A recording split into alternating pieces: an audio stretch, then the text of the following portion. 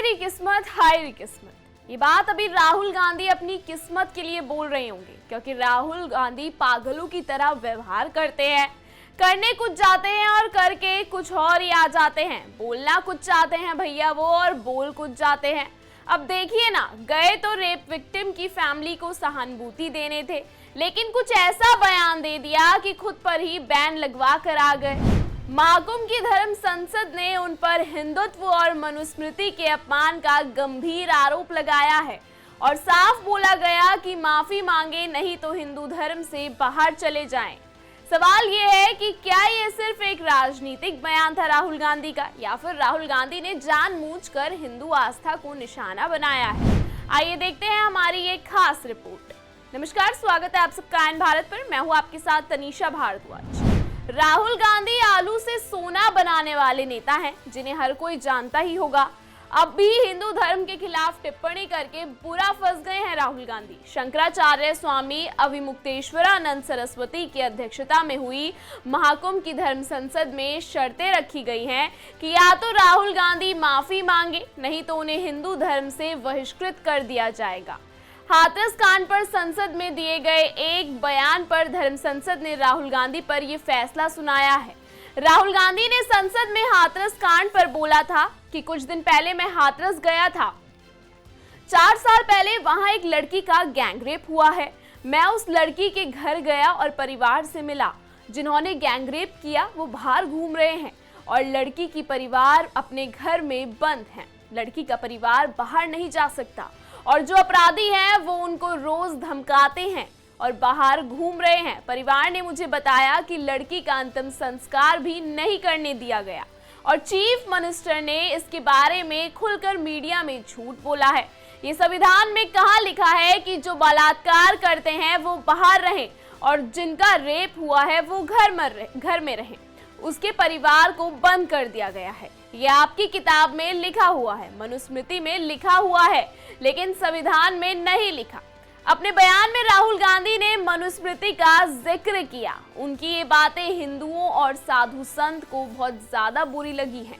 पहले आपको चलो समझा देते हैं कि मनुस्मृति का आखिर मतलब क्या होता है। मनुस्मृति हिंदू धर्म का एक प्राचीन धर्मशास्त्र है। इसे मानव धर्मशास्त्र भी कहा जाता है। यह धर्म राजनीति, समाज और व्यक्तिगत जीवन से जुड़ी बातों का वर्णन करती है। मनुस्मृति को हिंदू धर्म के प्रमुख धर्म सूत्रों में से एक माना जाता है। मनुस्मृति का राहुल गांधी ने सीधे तौर पर अपमान किया है, तो राहुल कैसे माफी दे दे। इसलिए धर्म संसद ने उन्हें 2 ऑप्शन दिए। अगर अब राहुल गांधी इन दोनों में से किसी एक को भी स्वीकार नहीं करते, इसका मतलब तो ये हो गया कि उन्होंने खुद को कभी हिंदू नहीं माना और राहुल गांधी को सीधे तौर पर मनुस्मृति का मतलब भी नहीं पता है। इसलिए उन्होंने इस तरीके के अपशब्द इस्तेमाल किए।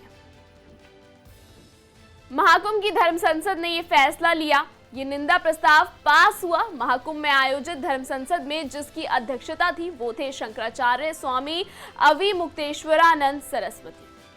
ये वही शंकराचार्य हैं जिन्होंने महाकुंभ में मृतकों के आंकड़े पर सरकार से सवाल पूछे और मुख्यमंत्री योगी आदित्यनाथ से इस्तीफा मांग लिया, तो उन्हें फर्जी शंकराचार्य तक कह दिया गया और उन पर सपाई और कांग्रेस होने के गंभीर आरोप लगे और एंटी हिंदू तक लोगों ने उन्हें बोल डाला था।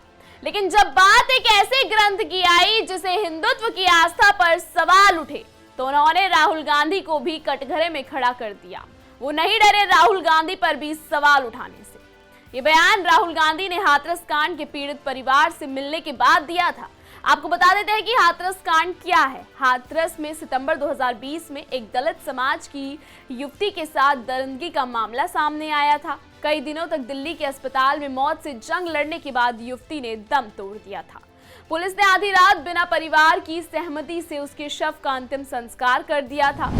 इलाके के ही 4 युवकों पर दरिंदगी का आरोप लगा था और राहुल गांधी को शायद धर्म संसद के इस फैसले से फर्क भी नहीं पड़ रहा होगा, क्योंकि उन्हें हिंदुत्व से ही फर्क नहीं पड़ता। उन्हें बस फालतू बयानबाजी करनी आती है। अब खुद ही देख लीजिए, जो खुद को हिंदू बोल तो रहे हैं, लेकिन मनुस्मृति का अपमान करके तो अपने गुनाह की माफी तो राहुल गांधी मांगने से रहे। रही बात हिंदुत्व से राहुल गांधी को निष्कासित करने की, तो उसके लिए भी शायद उन्हें फर्क नहीं पड़ता। बाकी समय के साथ असलियत पता ही चल जाएगी। फिलहाल हमारी स्पेशल रिपोर्ट में इतना ही। लगातार इस तरीके की खबरों को देखने के लिए बने रहिए आईऑन भारत पर।